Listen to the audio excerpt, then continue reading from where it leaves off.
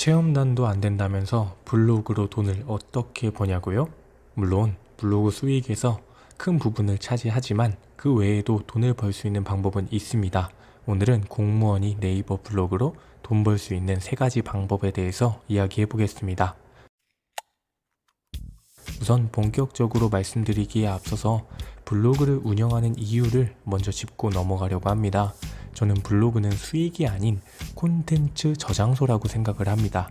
블로그 자료들을 포트폴리오로 활용해서 더 큰 일들, 조용 교육에 참가 신청을 한다거나 책을 쓰거나 강의를 할 때 내가 이런 사람이다 라고 보여줄 수 있는 자료로 쓴다는 거죠. 혹시 스타크래프트 해보셨나요? 커맨드 센터, 넥서스 같은 기지에 자원을 모아서 나중에 그 자원들로 더 좋은 건물들을 짓고 좋은 유닛들을 공격할 수 있는 유닛들을 뽑잖아요. 블로그는 커맨드 센터 역할을 합니다. 자원을 마구 모은 뒤에 그 자원들을 통해서 유튜브, 책쓰기, 강의와 같은 좋은 건물, 유닛을 만들어 나가는 거죠. 가장 접근하기 쉽고 운영하기 쉽고 게다가 아직 네이버가 우리나라에서는 1등 검색 포털이기 때문에 네이버 블로그의 영향력은 어마어마합니다. 그래서 블로그로 얻는 직접적인 부수입은 굉장히 작지만 그 잠재력, 잠재 가치는 높다고 생각합니다. 그럼 지금부터는 본격적으로 네이버 블로그로 돈 벌 수 있는 3가지 방법을 살펴보겠습니다. 첫째, 애드포스트. 블로그를 운영하고 계신 분들께는 너무나 익숙하지만 처음 들어보는 분들도 분명 계실 거예요. 보통 맛집을 검색해서 블로그에 들어가 보면 블로그 글 중간 또는 맨 마지막에 광고가 들어있거든요. 이게 애드포스트라고 네이버에서 운영하는 광고 시스템입니다. 블로그 방문자들이 광고를 클릭하면 그 수익이 블로그 주인에게 돌아오는 구조입니다. 애드포스트는 처음부터 바로 달 수 있는 게 아니고요. 일정 조건을 갖춘 뒤에 신청해서 승인을 받아야 합니다.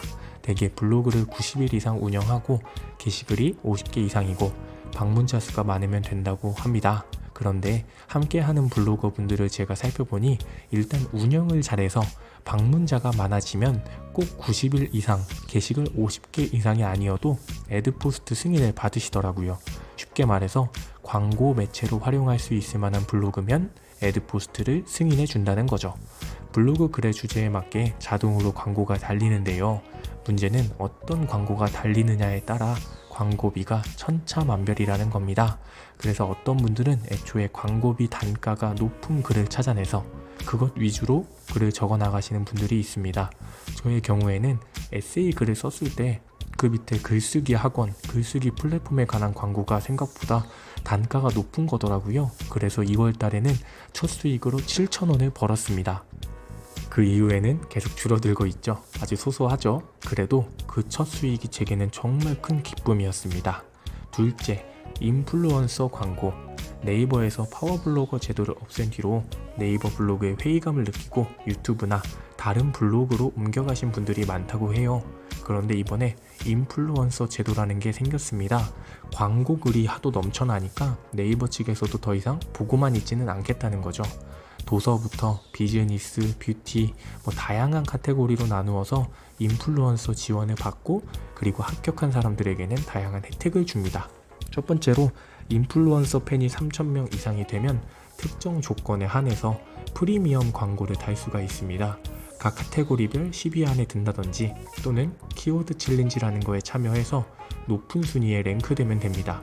프리미엄 광고는 광고 단가가 기본 광고에 비해서 높다고 해요. 그래서 애드포스트 수익을 더 높일 수 있는 방법이 되는 거죠. 저 역시도 프리미엄 광고를 단 이후에 애드포스트 수익이 올라가고 있는 걸 볼 수 있습니다. 아직은 프리미엄 광고 자체가 다양하게 제공되지 않아서 수익이 막 훨씬 압도적으로 커지거나 급격하게 커지진 않았는데 방문자 수가 많은 블로거 분들의 경우에는 한 달에 100만 원도 넘게 벌고 있다는 이야기도 들려옵니다. 두 번째로 인플루언서들에게는 다양한 혜택을 주는데요. 브랜드와 협업도 가능하게 한다고 하고 제가 제일 최근에 받았던 혜택은 네이버 멤버십 플러스 혜택 1년권이었어요. 한 달에 4,900원인데 1년이면 58,800원. 그리고 이 멤버십 혜택으로 네이버 쇼핑을 하면서 얻는 추가 혜택, 또 웹툰 영상 무료 이용권 등 아주 다양하게 주어지기 때문에 굉장히 쏠쏠했어요. 앞으로도 네이버에서 많은 혜택을 나눠줄 것 같아서 한껏 기대를 하고 있습니다. 마지막 세 번째는 쿠팡 파트너스입니다. 협찬을 받지 않고 자신이 산 물건을 리뷰한 뒤에 그 글 밑에 또는 중간에 구매 링크를 적어 놓는 방식입니다. 그럼 방문자들이 그 링크를 통해서 물건을 구입하면 물건 가격의 3%는 내 몫이 됩니다. 내가 올려놓은 링크를 통해서 10만원어치 물건을 구입하면 3,000원은 제게 준다는 말이죠. 블로그 운영자 입장에서도 쿠팡 입장에서도 윈윈하는 구조인데 이게 엄청난 효과가 있다는 게 알려지면서 쿠팡뿐만 아니라 다양한 사이트에서 이 방식을 채택하고 있어요. 다만 유의해야 할 게 한 가지 있습니다. 쿠팡 파트너스를 위해 무분별하게 광고글을 마구 작성하면 블로그가 저품질에 걸릴 수 있어요. 애초에 무분별하게 올리는 것 자체가 문제긴 하지만 무튼 저품질이라는 건 블로그가 사이트에서 검색이 안 된다는 뜻인데요. 쉽게 말해서 블로그가 쓰레기통이 되었다는 뜻입니다.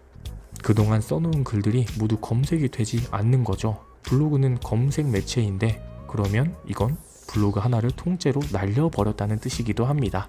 그래서 쿠팡 파트너스를 운영하시는 분들은 몇 가지 원칙을 세워두고 운영을 하시더라고요. 첫째, 쿠팡 링크를 그대로 쓰는 게 아니라 주소를 바꾸어서 올리는 방식을 사용한다. 둘째, 아예 다른 블로그 하나 더 만들어서 블로그에는 쿠팡 링크를 올리고 내 블로그, 내 소중한 블로그에서는 그 블로그로 이동할 수 있게만 링크를 달아놓는 거죠. 이렇게 다양한 방법을 사용하고 계신데요. 이 쿠팡 파트너스 부분에 대해서는 길게 풀어볼 생각이기 때문에 궁금하신 분들은 구독해두시면 나중에 쿠팡 파트너스 관련 부분도 받아보실 수 있습니다.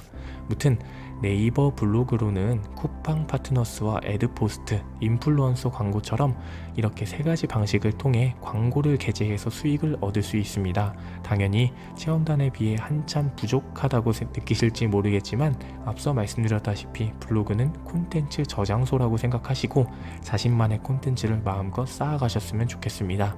지금 쓴 글이 언제 또 어떻게 돌아올지 누가 압니까? 적자 생존, 적는 자만이 살아남는다 잊지 않으셨으면 좋겠어요. 오늘도 긴 영상 시청해주셔서 정말 감사합니다. 퇴근 후에 자기계발과 수익을 함께 얻고 싶은 분들 구독과 좋아요